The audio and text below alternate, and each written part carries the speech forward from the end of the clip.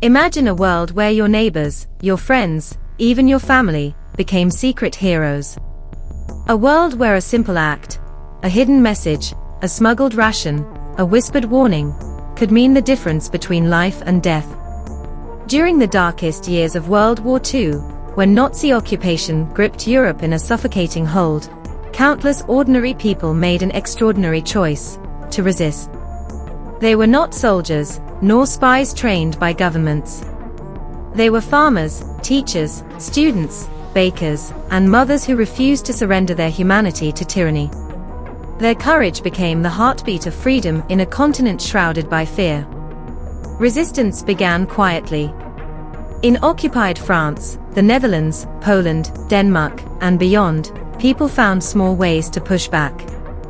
A clandestine newspaper circulated by night. A stolen radio transmitting forbidden news from London. A forged identity card slipped into a trembling hand. These small sparks of defiance grew into networks, intricate webs of trust where a single betrayal could unravel everything. Yet, the risk didn't deter them. If anything, it strengthened their resolve. In France, the resistance became a vast underground movement, uniting communists, monarchists, and civilians alike under one banner of defiance. They sabotaged train lines, cut communication cables, and smuggled downed Allied pilots across enemy borders. In the Netherlands, brave souls hid Jewish families in secret attics, much like the one where Anne Frank wrote her diary, a quiet rebellion against genocide itself. In Poland, one of the most organized resistances in Europe waged a secret war, gathering intelligence that would later aid the Allied invasion. The Polish Home Army's Warsaw Uprising of 1944 stood as a heartbreaking, yet unforgettable symbol of sacrifice. Even in the smallest nations, courage burned bright. In Denmark, citizens defied Nazi orders and helped over 7,000 Jews escape across the sea to Sweden, saving nearly their entire Jewish population.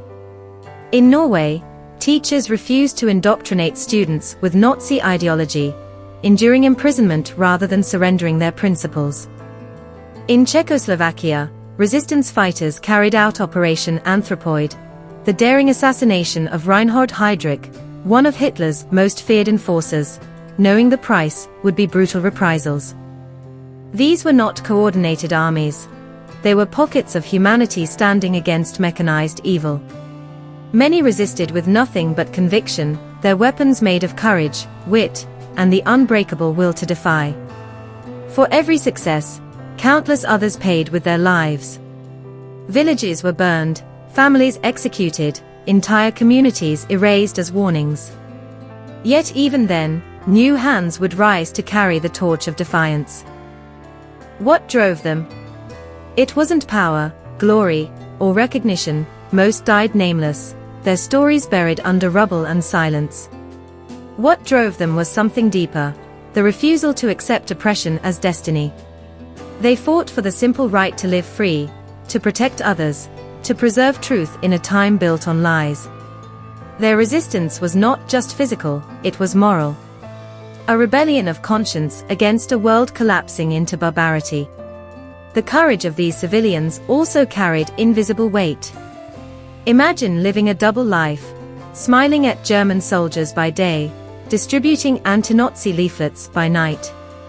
Imagine the fear of every knock at the door, every whispered conversation.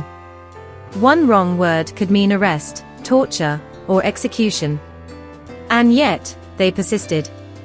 Their bravery was not loud or cinematic, it was quiet, relentless, and profoundly human. The impact of these movements rippled far beyond their immediate acts. Resistance groups provided crucial intelligence to the Allies, enabling major operations like D-Day.